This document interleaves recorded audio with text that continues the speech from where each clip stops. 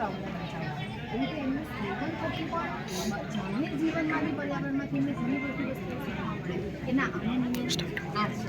મારું આ ઇનોવેશન બાળકોમાં ધોરણ 8ના બાળકોને મેં પસંદ કર્યા હતા. એમાં એવું હતું કે જ્યારે મેં આ કાર્યની શરૂઆત કરી ત્યારે બાળકોને એક પણ શ્લોક નહોતો આવડતો. મેં એને પૂછ્યું, બોલો ચલો આજે આપણે શ્લોક ગાન કરીએ. તો સાહેબ કે શ્લોક શું છે એ અમને ખબર નથી. તો પછી મેં એક શ્લોકથી શરૂઆત કરી. ધીમે ધીમે બાળકોને લખાવડાવ્યો, એક અલગ નોટ બનાવડાવી અને એમાં બાળકો લખી અને પછી 10 દિવસ સુધી કોન્સ્ટન્ટ એ શ્લોકનું મેં ગાન કરવાયું. દાખલા તરીકે પહેલો આપણે જે બુક આપી છે ભગવદ્ ગીતાની, આ પહેલો શ્લોક છે કે ધર્મક્ષેત્રે કુરુક્ષેત્રે સમવેતાયુત્સવ મામકા પાંડવા ચેવ કિમ કુર્વંતિ સંજય. તો એના અર્થ સાથે ધૃતરાષ્ટ્ર પૂછે છે સંજયને કે હે સંજય, યુદ્ધ ભૂમિમાં કુરુક્ષેત્રની યુદ્ધ ભૂમિમાં યુદ્ધ માટે એકઠા થયેલા મારા અને પાંડુપુત્રે શું કર્યું. આવી રીતે ઉચ્ચાર એનો અર્થ સાથે બાળકોને શ્લોકનું અમે ગાન કરવડાવીએ છીએ. એમ કરીને એક શ્લોક તૈયાર કરવડાયો. ત્યાર પછી 10 દિવસ થયા, ફરીથી એના પછી બીજો શ્લોક લખવડાયો. બાળકને એને ઉચ્ચાર કરવડાયો અને ગવડાયો. પછી 2 શ્લોક વારંવાર 20 દિવસ સુધી એક ધાર્યા બોલે ગયા બાળકો. 20 દિવસ થયા પછી ત્રીજો શ્લોક પૂરો કર્યો મેં. 3 શ્લોક એમ કરતાં કરતાં વચ્ચે ઘણા અંતરાયો આવ્યા. એમ કરતાં હાલ કદાચ 15 શ્લોક એક સાથે આવા અઘરામાં અઘરા શ્લોક. દાખલા તરીકે આ શ્લોક છે વિઘ્નેશ્વરાય વરદાય સુરપ્રિયાય લંબોદરાય સકલાય જગદ્દિતાય નાગાનનાય શ્રુતિ અગ્ન વિભૂતિકાય ગૌરી સુતાય ગણનાથ નમો નમસ્તે.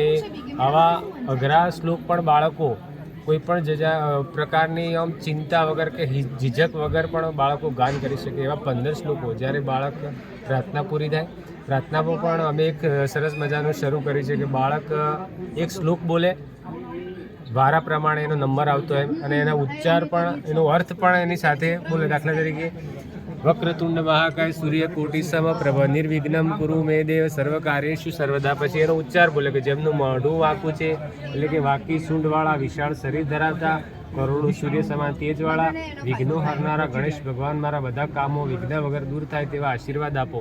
પછી બાળક અમને સામેથી આવીને પૂછે કે સાહેબ આ તો અમારા ઘેર પેલા બ્રાહ્મણ આવે બોલે છે શ્લોક, અને આપણે જ્યારે કાર્યની શરૂઆત કરીએ ત્યારે આ શ્લોક બોલીએ. યા તો વિદ્યાર્થી અમે જ્યારે કહીએ બેટા આપણે જ્યારે કોઈ કાર્યની શરૂઆત કરીએ ત્યારે આ શ્લોક બોલાય. પછી કે સાહેબ આ શ્લોક ક્યારે બોલાય? કરાગ્રે વસ્તી લક્ષ્મી કર મૂલે સરસ્વતી. તો આપણે જ્યારે સવારે ઉઠીએ અને પૃથ્વી પર આપણે જ્યારે પગ મૂક્યા પહેલાં આપણો હાથ જોઈએ, હાથ જોઈને આપણે કરાગ્રી વસ્તે લક્ષ્મી કર મૂલે સરસ્વતી કર મધ્યે તું ગોવિંદ પ્રભાતે કર દર્શનમ. તો હે પ્રભુ, તમે અમારા હાથમાં બિરાજમાન છો, તો તમે મારો હાથ જોઈને તમારા દર્શન કરીને મારા દિવસની શરૂઆત કરું છું, તો તમે મને શક્તિ આપજો. આવું બાળકને અમે સમજાવીએ એટલે બાળકના અંદર આધ્યાત્મિક ગુણ વિકસે છે, નૈતિકતા આવે છે, પ્રામાણિકતા આવે છે, અને બાળકનું જીવન એક સૌહાર્દપૂર્ણ, એક આત્મિક, એક ચિંતન તેજ પૂરું પાડે છે એના જીવનમાં. અને બાળક મોટું થઈ અને આ હાલ 15 શ્લોક બોલે છે, અને મારું એવું ટાર્ગેટ છે કે બાળકને 50 શ્લોક મારે તૈયાર કરાવે. 50 શ્લોક બાળક બીજા બાળકને, ત્રીજા બાળકને મોટો થઈને પણ એના જીવનમાં એના અનુસરે અને હર હંમેશ યાદ રાખે, એ એના બાળકને પણ પીરસે, એવું મારું ધ્યેય છે. હવે આ શ્લોક હતો કે કરાગ્રી વસ્તે લક્ષ્મી કર મૂલે સરસ્વતી કર મધ્યે તું ગોવિંદ પ્રભાતે કર દર્શનમ. તો હાથના આગળના ભાગમાં માં લક્ષ્મીનો વાસ છે, હાથના મધ્યમાં સરસ્વતી રહે છે, અને હાથના મૂળમાં ભગવાન નારાયણ ગોવિંદનો વાસ છે. એટલે કે સવારે હાથના દર્શન કરવા જોઈએ. એટલે આપણે જ્યારે પણ કોઈ સારું કાર્ય કરતા હોય તો શ્લોક બોલીને શરૂઆત કરીએ છીએ. શ્લોક એ જીવનને એક, જ્યારે આપણે શક્તિની પૂજા કરતા હોય, આપણે જે ભણીએ છીએ, આપણે વિદ્યા માટે શું બોલવું જોઈએ, તો બાળકને શીખવાડ્યું કે યા દેવી સર્વભૂતેષુ વિદ્યારૂપેણ સંસ્થિતા નમસ્તસ્ય નમસ્તસ્ય નમસ્તસ્ય નમો નમઃ. કે જે દેવી બધા જ પ્રાણીઓમાં વિદ્યારૂપે બિરાજેલા છે તેમને નમસ્કાર છે, વારંવાર નમસ્કાર છે. બાળક આવું શ્લોક બોલતો થાય એટલે બાળકના અંદર એનું જીવન એવું તેજસ્વી બને, જેથી કરીને જીવનમાં કોઈ ખોટું કાર્ય કરતો હોય તો પણ એ અચકાય, અને એના વિચારો એટલા પ્રભાવિત થાય, અને એના મિત્ર વર્તુળ પણ સારું બને. આગળ જઈને બાળક કોઈ પ્રગતિ કરે.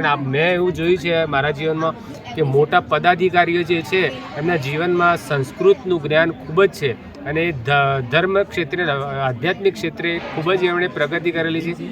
એના લીધે એમના જીવનમાં વધારે સફળતા એમણે પ્રાપ્ત કરી છે, જે એમના જીવનમાં એક બળ પૂરું પાડે છે.